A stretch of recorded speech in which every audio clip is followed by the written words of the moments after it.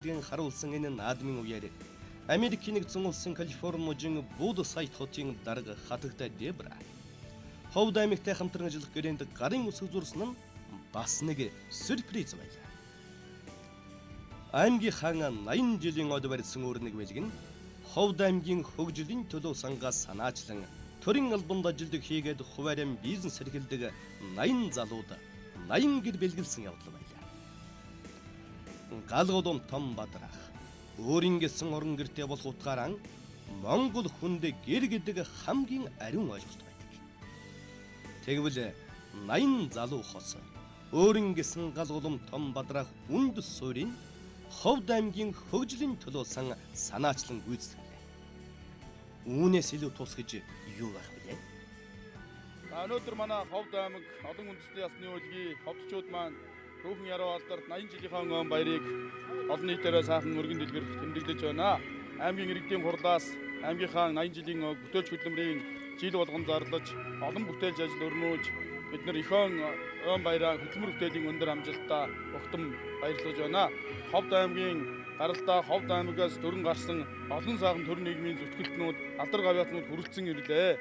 Мөн энэ баяр ёслолын үйл ажиллагааны үеэр Нутгаа гэсэн чин сэтгэлтэй олон сайхан хүмүүсийн олон сайхан буйны үйл ажиллагааны нэг болсон тэргүүн болсон манай Ховд аймгийн хөгжлийн төлөө сангаас зохион байгуулж байгаа 80 жил 80 гэр төслийн хүрээнд Ховд аймгийн 91 багаас төсөл сонгон шалгуулалтанд оролцож шалгарсан залуу гэр бүлүүдэд орд цагаан өргөө гэр гардуулахын ёслол манай ховдчуудад үнэхээр сайхан бахархал болсон сайхан ажил болж өнгөрч байна.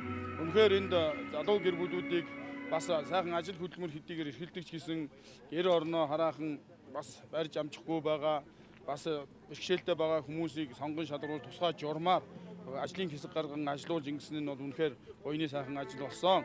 Ховд аймгийн хөгжлийн төлөө сан байгуулагдсан цагаасаа эхлэн олон сайхан арга хэмжээг зохион байгуулдаг. Хөгжлийн төлөө сангийн тэргүүн манай Ховд аймгийн Мөнхөрхөн сумын харьяат Ширнэн бандын ажишаагаа бол Ховд аймагт ажиллаж амьдарч байсан ард түмнийхэн амьдрал жаргал зовлон бүгднийхэн дунд өсөж төрсэн хөөхтийн хувьд бид бүхэнтэй хөгжлийн төлөө үргэж хамтдаа байдаг.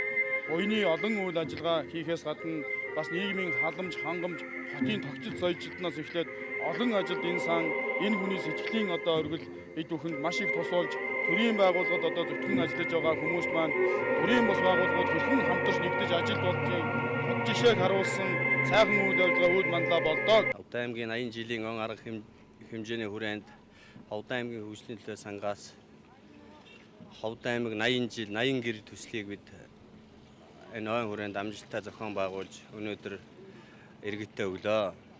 Өнөөдөр Монгол улсын жаргалдан тэрээдүү болсон залуучуудыг дэмжих асуудал хамгийн чухал үүрэг гэж бодож байгаа. Энд бол манай төр засгийн байгууллагууд, олон нийтийн байгууллагууд энэ залуу гэр бүлээ залуучуудаа дэмжиж сайхан ажлууд Монгол улсын ирээдүй манай залуучууд байгаа учраас залуучуудаа дэмжээ, залуу гэр бүлээ дэмжээ гэж манай хөгжлийн төлөө сангийн өдөр төсөөлөлөө шийдэж өнөөдөр иргэдтэйгээ энэ 80 жилийн ойгоо тэмдэглэж байгаа наадамчтайгаа энэ гэрээ гардуулж өгсөнд их баяртай байна.